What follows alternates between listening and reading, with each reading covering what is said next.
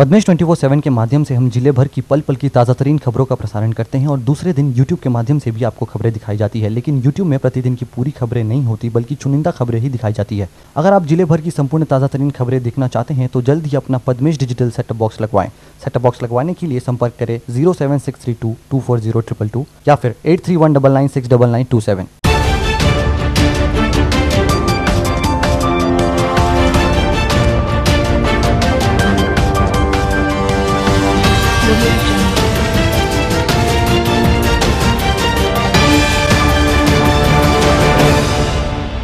नमस्कार, पद्मेश 24/7 में आपका स्वागत है। मैं हूं अर्चना मिश्रा। आगे बढ़ने से पहले सबसे पहले एक नजर आज की हेडलाइंस पर।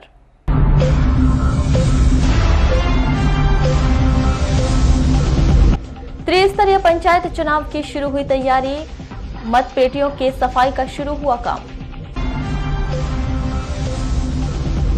अमानक धान पर जिला प्रशासन ने कसी नकेल, 86 ट्रकों की जिले की सीमा पर हो रही जांच। रेलवे के अधिकारियों के पास नहीं आए ट्रेन शुरू किए जाने के आदेश, जिले वासियों को करना पड़ सकता है इंतजार। 13 नए पॉजिटिव मरीजों के साथ ही 2700 के करीब पहुंचा जिले में संक्रमितों का आंकड़ा। और अब खबरें विस्तार से।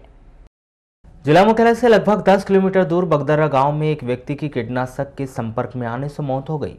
घटना 2 दिसंबर की शाम की है, जब वह व्यक्ति अपने खेत में तुअर की फसल में कीटनाशक का छिड़काव करने के बाद घर लौटा था। परिजनों ने बताया कि बगदर्रा निवासी ओंकार लिलारे उम्र 50 वर्ष तुअर की फसल में कीटनाशक का छिड़काव करने के बाद जब वह घर लौटा तो अचानक उसकी तबीयत खराब हो गई। परिजनों ने इलाज के लिए उसे जिला अस्पताल लेकर आए, तब तक उनकी मौत हो चुकी थी। खेत में दवा मारने के लिए गए थे ये लोग।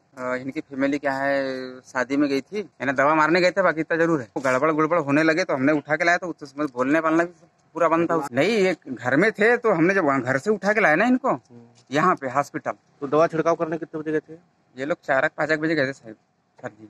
5 बजे के पहले तो नहीं गए होंगे, 5 बजे गए होंगे। मृतक के परिजनों ने बताया कि 2 दिसंबर को ओंकार लिलारे अपने पूरे परिवार के साथ गायखोरी शादी में आए थे। वहां से लौटने के बाद उन्होंने खेत में कीटनाशक का छिड़काव किया और यह घटना घटित हो गई। सर, इनकी घटना ये कल पूरी फैमिली के साथ शादी में आए हुए थे गायखोरी मामा जी के यहाँ पर। उस उपरांत ये 3 बजे दिन की शादी थी, 12 बजे की शादी लगा करके घर चले गए। घर जाने के बाद खेती में तुअर के ऊपर कीटनाशक दवाई का छिड़काव करने के लिए गए होंगे, हम तो देखे नहीं। बट वहाँ से आने के बाद इनकी तबीयत खराब हो गई। फिर हमारे ये भाई लोग ने फ़ोन किया कि ऐसा ऐसा हो गया, तो 7:30 पौने 8 बजे इनको मतलब इनका ट्रीटमेंट के लिए बुढ़िया हॉस्पिटल लेके आए। उपचार के दौरान इनकी मृत्यु। जी। जिले के वारासुनी थाना के अंतर्गत दीनी रोड उमरटोला नाला के पास 2 मोटरसाइकिल आपस में टकराने से दोनों मोटरसाइकिल में सवार 2 युवक घायल हो गए। घायल दोनों युवक रंजित पिता नंदलाल पटले 29 वर्ष ग्राम पिपरिया ओझाटोला थाना वारासुनी, अनिल पिता हीरालाल कागदे 25 वर्ष जयराम टोला मंगेचरी थाना वारासुनी निवासी है। दोनों को जिला अस्पताल में भर्ती किया गया है, जहां से अनिल कागदे को मेडिकल कॉलेज रेफर किया गया है। प्राप्त जानकारी के अनुसार 3 दिसंबर को प्रातः 9 बजे अनिल कागदे गर्रा की तरफ अपने गांव जयराम टोला जा रहा था तथा रंजित पटले पिपरिया से गर्रा की ओर आ रहा था। तभी उमरटोला नाला के पास दोनों मोटरसाइकिल आपस में टकरा गई। दोनों मोटरसाइकिल की आपस में हुई जबरदस्त टक्कर में अनिल कागदे गंभीर रूप से घायल हो गया तथा रंजित पटले को सिर में चोटें आई। लालबरा तहसील के अंतर्गत आने वाले ग्राम कनकी के वार्ड नंबर 5 में विचरण के दौरान एक गाय अचानक गहरे कुएं में गिर गई, जिसे तड़पता देख ग्रामीण बेनीराम डहरवाल कुएं में उतरा और गाय को एक मजबूत रस्से से बांधकर ऊपर ले आया, जहां अन्य ग्रामीणों की मदद से करीब 3 घंटे बाद कुएं में गिरी गाय को सुरक्षित बाहर निकाला गया। बताया जा रहा है कि गाय चारा चरते हुए विचरण कर रही थी। इसी दौरान वह अनियंत्रित होकर गहरे कुएं में जा गिरी। जब एक महिला कुएं के पास पहुंची तो उन्होंने कुएं के अंदर गाय को तड़पते हुए देखा, जिसकी सूचना उन्होंने अन्य ग्रामीणों को दी और ग्रामीणों की सूझबूझ से महज 3 घंटे के अंदर कुएं में गिरी गाय को सुरक्षित बाहर निकाला गया। जब गिरी थी 2 घंटे के पहले गैया कुएं में उतार के निकाला, उतरा नीचे पानी में उतर के बांधा। अच्छा। बांधने के बाद दोनों साइड बांधा, आगे पीछे। अच्छा। और पीछे बांध के फिर बांधा और मैं फिर ऊपर निकला, उसके बाद गैया खींचे। एक सांडिया भी निकाला था, कुएं में गिरा था, तो एक सुबह का बैल भी निकाला था। वारासुनी थाना के अंतर्गत ग्राम पंचायत नांदगांव निवासी 60 वर्षीय वृद्ध महिला का शव गुरुवार की सुबह ग्राम के बीच टोला नया तालाब में मिला, जिसमें पुलिस ने पार्वतीबाई नगरधने के शव को बाहर निकालकर आवश्यक कार्रवाई की है। यह हादसा उस समय हुआ जब महिला शौच के लिए तालाब की ओर गई थी। प्राप्त जानकारी के अनुसार नांदगांव निवासी बाबूलाल नगरधने के परिवार ने बुधवार की रात्रि में भोजन कर सभी लोग घर में सो गए थे, जिसके बाद बाबूलाल रात्रि 3 बजे उठकर देखा तो उसकी पत्नी पार्वतीबाई नगरधने उम्र 60 वर्ष बिस्तर पर नहीं थी। पत्नी के नहीं मिलने पर आस पड़ोस और गांव में पतासाजी की गई और गांव में पतासाजी की, किंतु उसका कुछ भी पता नहीं चल पाया। जिसके बाद कुछ ग्रामीण गुरुवार की सुबह शौच के लिए तालाब की ओर गए तो उन्होंने देखा कि तालाब में एक महिला का शव तैर रहा है। मुझे सुबह 6 बजे फोन आया कि बोले तुम्हारी सास तालाब में डूब गई है। तो जब फिर मैं 7 बजे पहुंचा वहाँ मौके पे और पता लगाया तो बोले रात के समय खाना वाना खाए, 9-10 बजे खाना खाए और सोने के बाद में सब लोग अपने अपने बिस्तर पे सो गए। उसके बाद अब वो कितने समय लेटरिंग लगी, क्या हुआ पता नहीं। अब वो तालाब की तरफ गई। अब तालाब की तरफ गई तो जब सवेरे मेरा ससुर जी रात के 4 बजे उठे तब उनने देखे, बोले तो खटिया पे नहीं दिखी। तब उनने गांव में ढूंढना चालू की, इधर उधर पड़ोस में, तो पता नहीं लगा। फिर इधर उधर गए, वो तालाब की तरफ भी गए। तो तालाब की तरफ जब गए तो उनको वहाँ पे उपली हुई लाश दिखी। लांजी पुलिस ने कटंग नाला के पास 2 सगी बहनों की बेइज्जती करने की नियत से उन्हें छेड़छाड़ करने के आरोप में 2 व्यक्तियों को गिरफ्तार कर लिया है। गिरफ्तार दोनों व्यक्ति भूमेश्वर टिकेश्वर 40 वर्ष और प्राणसिंह मेरावी 37 वर्ष दोनों ग्राम कंसुली पुलिस चौकी देवर बेली निवासी को यहां की विद्वान अदालत ने न्यायिक रिमांड पर जिला जेल भिजवा दिया है। जानकारी के अनुसार 1 दिसंबर की शाम 5:30 बजे ग्राम घोटी निवासी 2 सगी बहनें, जिनमें से एक नाबालिग, अपने भाई के साथ मोटरसाइकिल में लांजी से अपने गांव घोटी जा रही थी। तभी कटंग नाला के पास मोटरसाइकिल का पेट्रोल खत्म हो गया था। इस दौरान सड़क पर आरोपी प्राणसिंह मरावी और भूमेश्वर टिकेश्वर दोनों बहनों के पास आए और उन्हें अपशब्दों का प्रयोग करते हुए भूमेश्वर टिकेश्वर और प्राणसिंह मरावी ने दोनों बहनों की बेइज्जती करने की नियत से उनके साथ छेड़छाड़ करने लगे। 2 दिसंबर को दोनों बहनों की शिकायत के आधार पर न्यायालय ने दोनों आरोपी को न्यायिक अभिरक्षा में जिला जेल भिजवा दिया है। त्रिस्तरीय पंचायत चुनाव के लिए प्रशासन ने अपने स्तर पर तैयारियां शुरू कर दी है। इस कड़ी में स्थानीय निर्वाचन कार्यालय में रखी हुई मतपेटियों की सफाई का कार्य शुरू कर दिया गया है। आपको बता दें कि त्रिस्तरीय पंचायत चुनाव की तैयारियों के तहत इन मतपेटियों की सफाई का काम शुरू कर दिया गया है। पिछले चुनाव की तरह इस बार भी पंचायत चुनाव में सरपंच और पंच का मतदान बैलेट से होगा और जिला पंचायत सदस्य और जनपद पंचायत सदस्य के चुनाव ईवीएम से होंगे। मतपेटी आगामी लोकसभा एवं तीसरी पंचायत चुनाव की दृष्टि रखते हुए इनकी साफ सफाई कार्य किया जा रहा है। आइलिंग क्लीनिंग का कार्य करके तैयारी की जा रही है। कब से चुनाव होने हैं सर? चुनाव की तो अभी घोषणा शासन और आयोग के ऊपर ही है। प्रशासनिक तैयारी चालू है। कितनी मतपेटियों की सफाई की जा रही है? ये करीब गोदरेज टाइप मतपेटियाँ हैं और बड़ी पेटियाँ हैं, करीब 1000 मतपेटियाँ अभी चालू हुई काम। सर चुनाव क्या कितने चरणों में होगा? चुनाव का अब जो समाचार आ रहा है 3 चरण में होने की संभावना है। तो लगभग कब तक संभावना लग रही है चुनाव की तारीख का ऐलान? ये ऐलान तो अभी नहीं हुआ है, मगर जो पेपर समाचार पत्रों से हमें ज्ञात हुआ, बाकी आयोग से या शासन से कोई निर्देश नहीं आया है तारीख। 2 दिसंबर को प्राप्त रिपोर्ट में बालाघाट जिले के 13 मरीजों के सैंपल कोरोना पॉजिटिव पाए गए हैं। शासन के प्रोटोकॉल के अनुसार 15 मरीज ठीक हो जाने पर उन्हें 2 दिसंबर को डिस्चार्ज कर दिया गया है। इस तरह से बालाघाट जिले में अब तक कुल 2663 मरीज कोरोना पॉजिटिव पाए जा चुके हैं। इनमें से 2474 मरीज शासन के प्रोटोकॉल के अनुसार ठीक होकर अपने घर जा चुके हैं और 163 मरीजों का उपचार किया जा रहा है। 15 मरीजों को उपचार के लिए मेडिकल कॉलेज छिंदवाड़ा रेफर किया गया है और 11 मरीजों की मौत हो चुकी है। अन्य जिलों और राज्यों में बालाघाट जिले के 349 व्यक्ति कोरोना संक्रमित पाए गए हैं।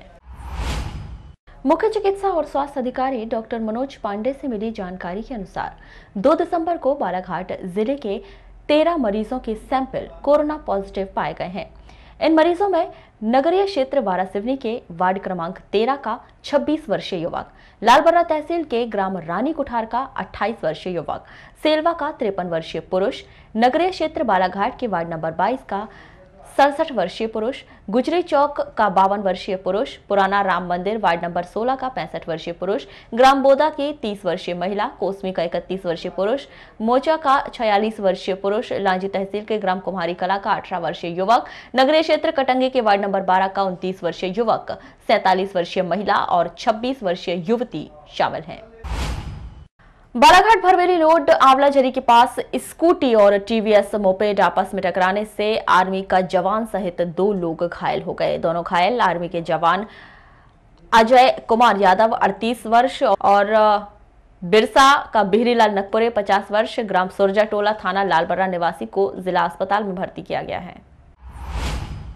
जानकारी के अनुसार 3 दिसंबर को अजय यादव अपने काम से स्कूटी से बालाघाट आए थे और काम होने के बाद स्कूटी में बालाघाट से बिरसा जा रहे थे।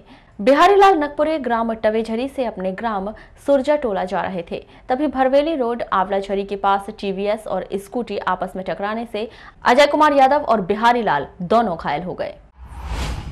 गोंदिया बालाघाट जबलपुर ब्रॉडगेज पर आगामी दिनों में पैसेंजर या एक्सप्रेस ट्रेन चलाने जैसे कोई आदेश अब तक रेलवे के अधिकारियों के पास नहीं आए हैं, जिससे अभी यह नहीं कहा जा सकता कि इस ट्रैक पर कब तक यात्री ट्रेन चलेगी।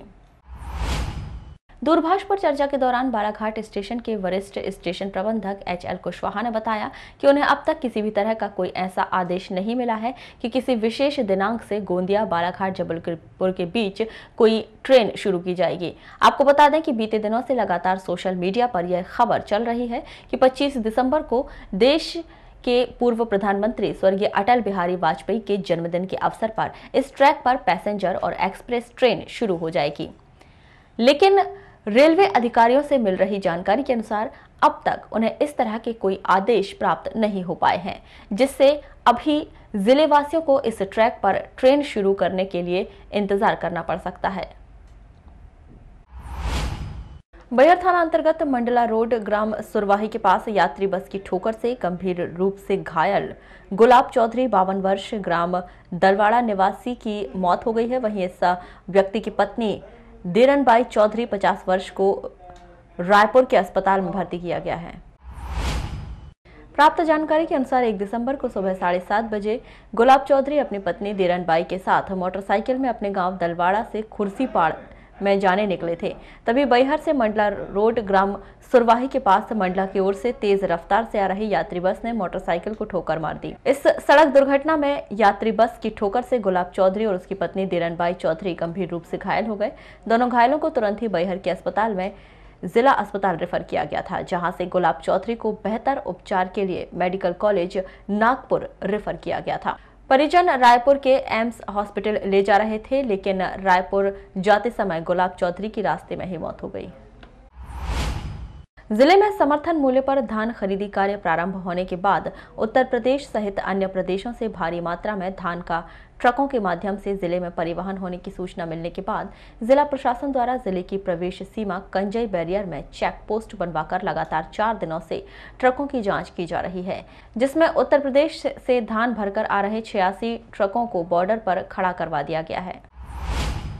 ट्रकों के दस्तावेजों की जांच प्रक्रिया जारी है। प्रशासन द्वारा इस पूरी कार्यवाही के दौरान मिल मालिकों व व्यापारियों को परिवहन संबंधी आवश्यक दस्तावेज प्रस्तुत करने के लिए निर्देशित किया गया है और नोटिस तामील किया गया, जिसके बाद 3 दिसंबर को देर शाम गोंदिया के मिल मालिकों ने तहसील कार्यालय पहुंचकर एसडीएम संदीप सिंह से मुलाकात की और विगत 3 दिनों से धान के ट्रकों के खड़ा रहने के कारण हो रही परेशानियों से अवगत करवाया।